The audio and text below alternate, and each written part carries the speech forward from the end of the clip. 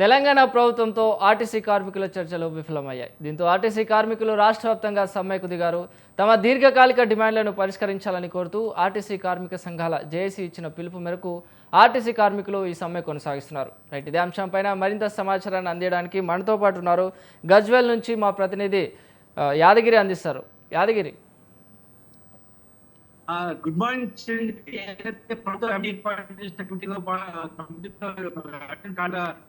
చర్చలు విఫలం కావడంతో రాత్రి నుండి అర్ధరాత్రి నుండి ఆర్టీసీ కార్మికులు వాళ్ళు చాలా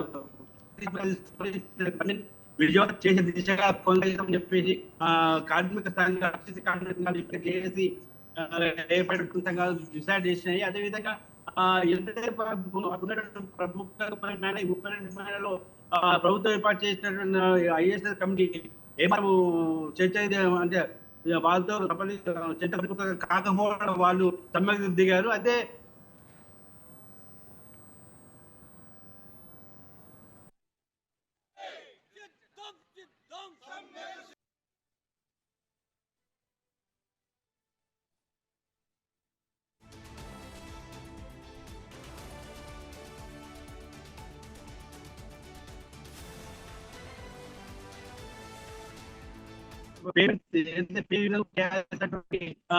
అనేది కూడా వాళ్ళ అంశాలు ఏదైతే కార్మికులు ప్రధానంగా 30 డిమాండ్ పెట్టేప్పటికీ కనీసం 5-6 డిమాండ్ కూడా ఆ కమిటీని పూర్తిగా నిర్ణయించుకోకపోవడం,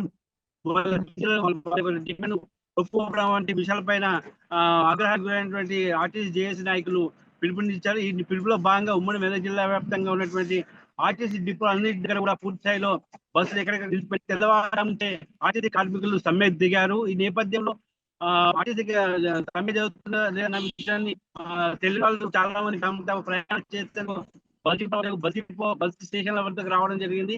అక్కడ వాళ్ళు ప్రతి ప్రాంతంలో ఉమ్మడి మెదక్ జిల్లా వ్యాప్తంగా 869 మంది ఆర్టీసీ డ్రైవర్లు ఉంటే 1049 ఆర్టీసీ కండక్టర్లు కూడా దిగడం జరిగింది. అదే 42 రోజులుగా ఆర్టీసీ సమ్మె నోటీస్ ఇచ్చినప్పటిలో ప్రభుత్వం ఏమాత్రం చర్య చేపట్టకపోవడం వంటి అంశం పైన పూర్తి స్థాయిలో ఆర్టీసీ కార్మికులు ఆగ్రహ విషయాలు ఉన్నారని చెప్పవచ్చు. అదేవిధంగా మహాలక్ష్మి ఏదైతే పార్టీ ఈ రోజు రేవంత్ రెడ్డి గవర్నమెంట్ కింద సక్సెస్ అయింది అనుకుంటే కనుక మహాలక్ష్మి స్కీమ్ వల్ల సక్సెస్ అయినటువంటి విషయాన్ని కూడా ఆర్టీసీ కార్మికులు వింటున్నాం.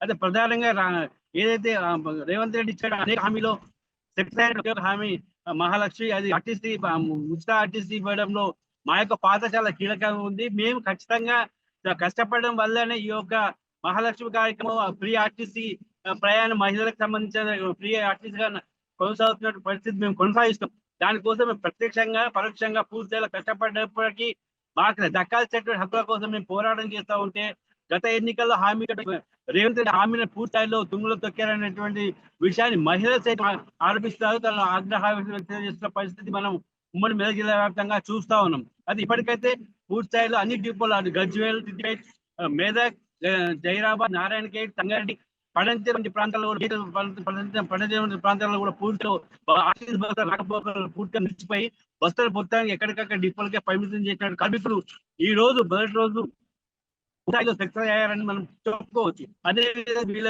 సమ్మె ఇంకా కొనసాగే అవకాశం ఉన్నాయి కాబట్టి వాళ్ళు ఇంకా ఒక ప్రణాళిక సిద్ధం చేసుకొని రోజువారీగా కార్యక్రమాలను చేపట్టేందుకు ఒక ప్రణాళిక సిద్ధం చేసుకుంటున్నారు.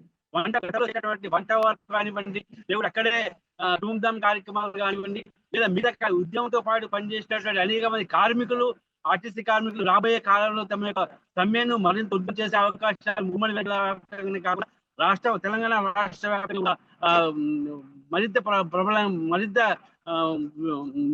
ముందుకి అవకాశాలు కనిపిస్తాయి. కాబట్టి ఈ నేపథ్యం గవర్నమెంట్ అయితే పొన్నం ప్రభాకర్ చేసినటువంటి అసమర్థమైనటువంటి ఆలోచన మేరకే ఒక సమ్మెకు మేము దిగాల్సి వస్తుందని చెప్పేసి ఆర్టీసీ కార్మికులు వాళ్ళు ఆరోపిస్తున్నారు. ఈ నేపథ్యంలో ఉమ్మడి మెదక్ జిల్లా వ్యాప్తంగా ఉన్నటువంటి అనేక మంది కూడా ప్రయాణికులు చాలా ఇక్కట్లు పరిస్థితి మనం చూస్తా ఉన్నాం. కాబట్టి ఇప్పటికైనా ప్రభుత్వం స్పందించి పూర్తి స్థాయిలో ఆర్టీసీ కార్మికుల యొక్క డిమాండ్లను ఎన్నుకుంటున్న డిమాండ్లను సవరించాలని దాన్ని తీర్చాలనేటువంటి అంశాన్ని కూడా వాళ్ళు చాలా ప్రధానంగా ఇదే కూడా తెలంగాణ పోరాటం కూడా ఉంది. తెలంగాణ ఉద్యమంలో మేము చేసినటువంటి పోరాటం వల్ల తెలంగాణ సాధ్యమైనటువంటి వాళ్ళ యొక్క భావాన్ని కూడా వాళ్ళు ప్రత్యక్షంగా వాళ్ళు ముందు వ్యక్తపరచడం జరిగింది. అదే 2019లో 20 రోజుల పాటు చేసిన సమ్మె కారణంగా కూడా అనేక కార్యక్రమాలు జరిగినాయి. అదే విధంగా మేము రేవంత్ రెడ్డి పాలన ప్రజాపాలన అంటున్నారు. రేవంత్ రెడ్డి ప్రజాపాలన అంటే ప్రజలకు మేము ప్రత్యక్షంగా అందుబాటులో ఉండేటటువంటి ఆర్టీసీ కార్మికులము, అదేవిధంగా ఆర్టీసీ సంబంధించిన మేమంతా కూడా ప్రజాపాలనలో భాగంగా ఉండి రేవంత్ రెడ్డి సపోర్ట్ చేస్తున్న నేపథ్యంలో రేవంత్ రెడ్డి మా యొక్క డిమాండ్లను వినకుండా, మా యొక్క కష్టాలను వినకుండా, మా యొక్క బాధల్ని ఏమాత్రం పట్టించుకోకుండా మా యొక్క అర్జీలన్నిటి కూడా తుంగలో తొక్కారనేటువంటి ఆరోపణలు కూడా ప్రధానంగా మహిళా కార్మికులు, ఆర్టీసీ మహిళా కార్మికులు చాలా బలంగా ఉన్నారు. మహాలక్ష్మి శక్తి అవుతుంది కనుక ఆ క్రెడిట్ మొత్తం మాకే చెందుతుంది. కాబట్టి ఖచ్చితంగా రేవంత్ రెడ్డి మా యొక్క డిమాండ్ ఖచ్చితంగా తీర్చాలని, మా యొక్క డిమాండ్ ఖచ్చితంగా మాకు కావాలనేటువంటి డిమాండ్ వారు పక్క పట్టుదలతో ముందుకు వస్తున్న పరిస్థితి మనకు కనిపిస్తుంది. చిరంజీవి.